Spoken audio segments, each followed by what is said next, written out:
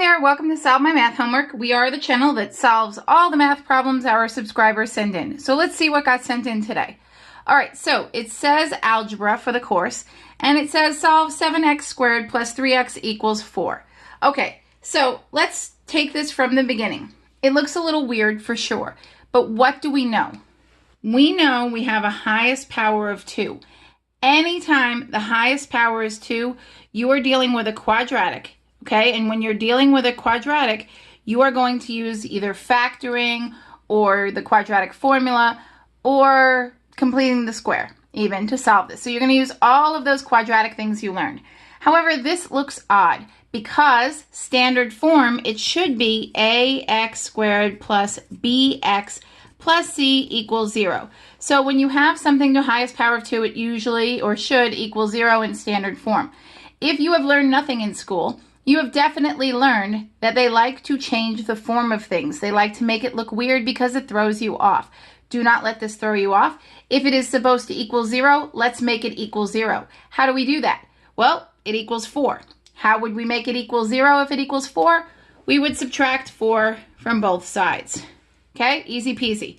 So 7x squared plus 3x. Remember, you cannot take a 4 from a 3x. They have to be like terms. You can't take 4 from 3x because you don't know what 3x is. The only thing you can take from a 3x is another x term. So this just becomes minus 4 equals 0. Done. Now it is in standard form. It is in a form that looks familiar to us, but we still might not love it. And why don't we love it? Well, because it has a 7 in front of our x squared, and I cannot divide it out because, look, I have a 7, I have a 3, I have a 4. I don't have any common factors I can divide out. So what we're going to do for this one, and we don't need this negative 4 up here anymore. What we're going to do for this one is factor. But we're going to factor, and we're going to use a method that I've talked about before using the rainbow method. This is not a mathematical term. Okay, if you tell your teacher you're using the rainbow method, she is going to think you have gone weird. That's okay because this will work.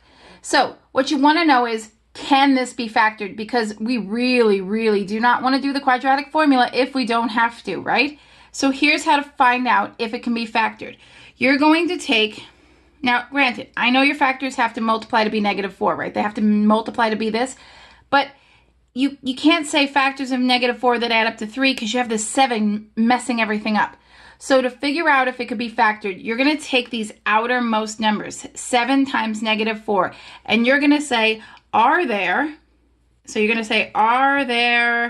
factors of 7 times negative 4 that add to our 3, positive 3? So let's think, factors of negative 28 that add to 3.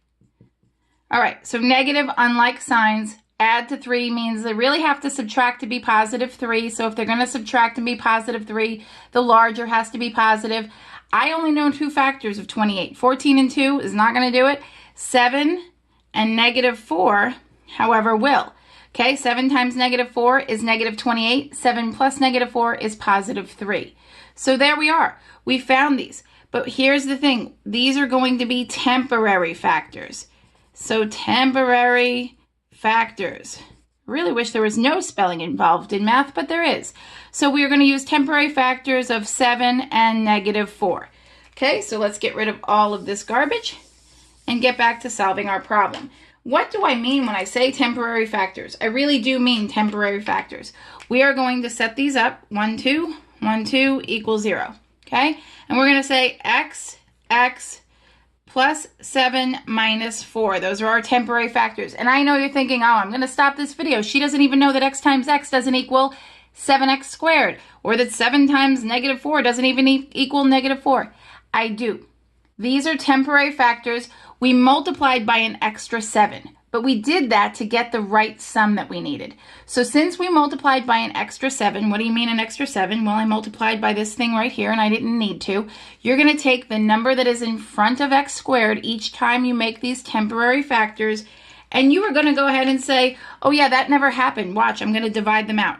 Divide by 7, divide by 7. Okay, in most cases, one of them will be able to be simplified, one of them will not. Sometimes they both won't. Here's what you do in these cases. If they can be simplified, go ahead and do it. X plus 7 over 7 is simply x plus 1. Not fooling anybody with that. X minus 4 over 7, well, that can't be simplified. Well, the thing that's left in the denominator is what you now know becomes your coefficient of x. So this is now 7x minus 4 equals 0. These are your factors, okay?